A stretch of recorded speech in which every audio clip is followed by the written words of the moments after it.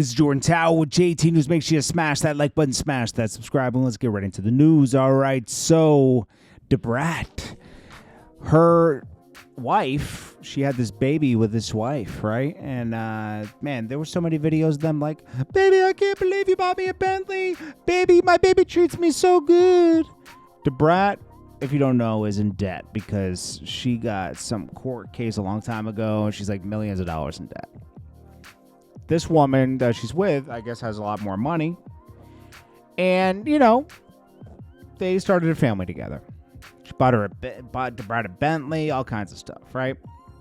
Well, it turns out she cheated with a man, okay?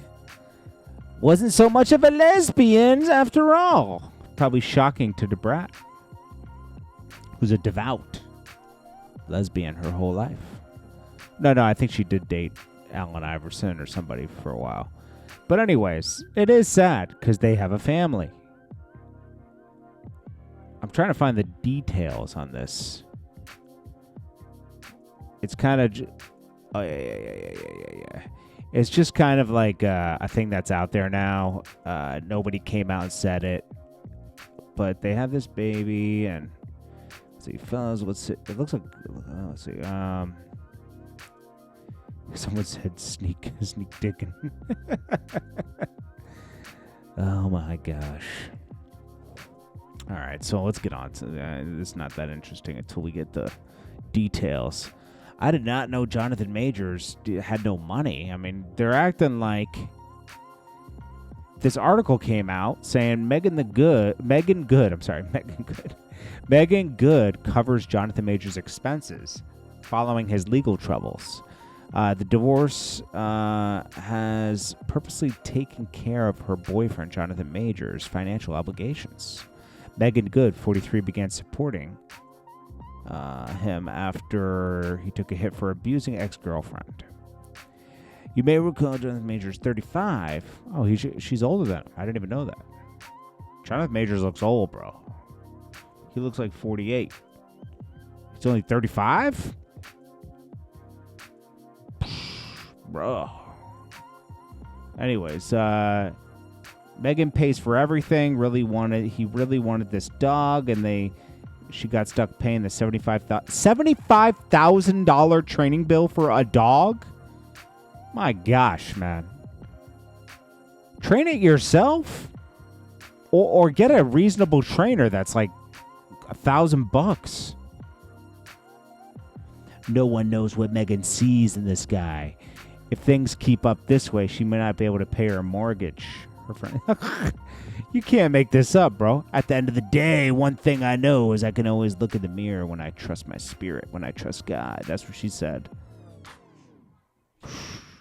You know what, man? She just got out of a divorce, too. So she might be, like, rebounding, you know?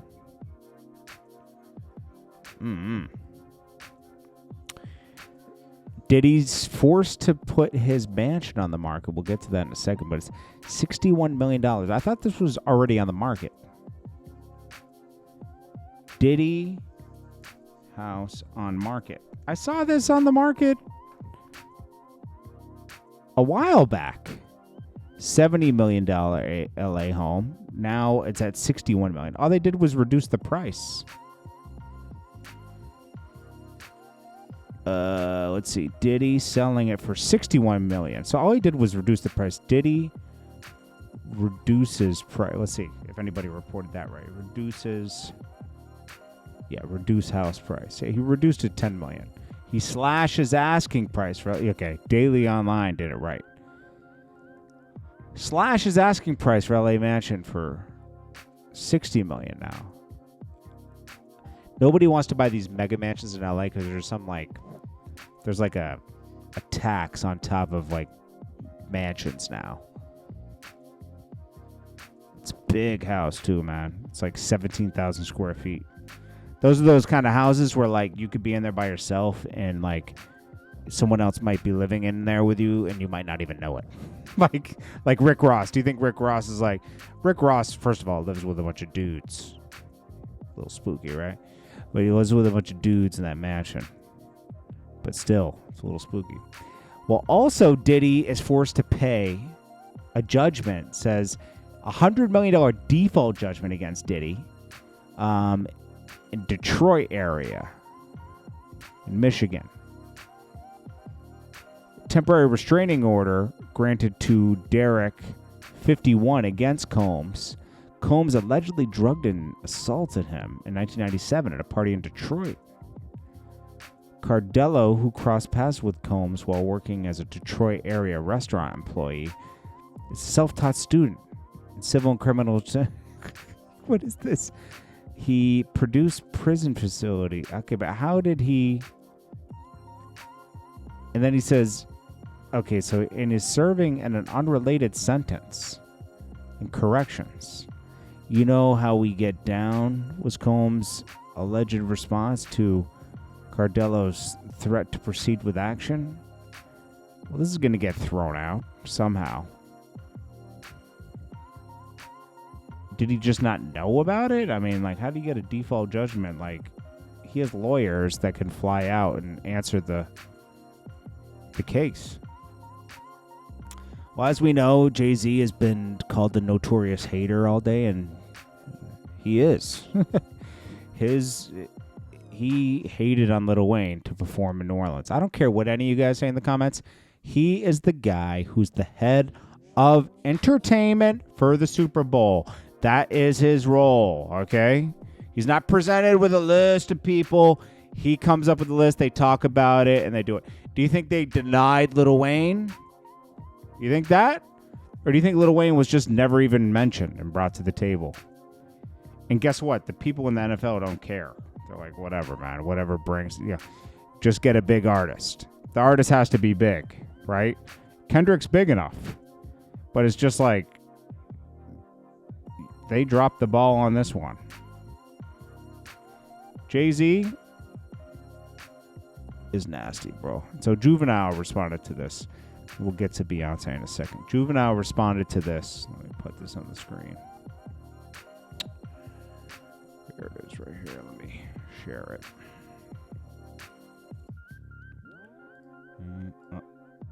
Not that one. Hold on.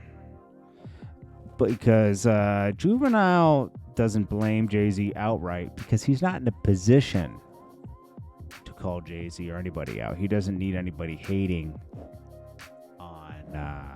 he doesn't need anybody hating on any moves he's making right now. I feel him. It would be risky, you know? Juvenile isn't sitting on multi-millions of dollars, you know? I might just have to put it in. Yeah, I'll just drag it on. So everybody want me to speak on this Super Bowl situation. Look, I'm mad about the situation just like y'all, man. But, you know, my hatred is toward the NFL. You know, not really the people that booked the halftime show. I'm mad at the people that hired the motherfuckers that booked the halftime show. I feel like y'all should step in. Y'all done threw 11 Super Bowls in New Orleans, man. Y'all have yet to put a hip-hop artist from New Orleans on the damn Super Bowl. Sure, y'all have put artists on the Super Bowl back in the days. Al Hurt, and the list goes on. Not too many. Not too many. You know, I feel like every time y'all come here, y'all should have somebody from our city on this shit. But this time it really hit hard when you don't have Lil Wayne on the show. I don't see how the fuck y'all don't have Lil Wayne doing a halftime show. Somebody that has a whole bunch of fucking hits and somebody that really deserves it and somebody that can bring out multiple artists of all genres. Think about it. So this goes to you, Roger Goodell. You need to get it right, man. You coming in our city, sucking up our cultures and making up all this money and putting all this bread in your pocket, putting all this bread in other people's pockets and leaving us dry, hanging us dry. You gotta stop. And he's right. But Jay-Z is to blame, though. Direct that energy at Jay-Z. And as a result, as karma would have it, now Beyonce she got snubbed at the CMAs. Does she deserve that? Absolutely not. She deserves to get nominated. She put out a country album, and they didn't want to put her on there. They didn't want to give her any acknowledgement. Now we're gonna roll out the Beyonce victim card, right? But like when you got your husband doing such evil stuff behind the scenes, karma's gonna hit, man. And she caught a stray, man. That's all I could say. Does she deserve that? No, the album was very good. She deserves to get nominated. But Jay-Z, being Jay-Z, right? This is JordanTower with JT News. I'll check you guys on the next one. And hopefully, I don't know. Did Beyonce do any videos for it or anything? I don't know, man. Beyonce put a lot of people on to like a lot of other country singers too that are also black, and she's not getting enough recognition for that, to be honest. Shabuzi career took off perfectly. I knew about him before Beyonce. I saw one of his other Lighter or something like that, and yeah, he's dope. And obviously now everybody knows about him, so it's what it is. Jordan Tower. New.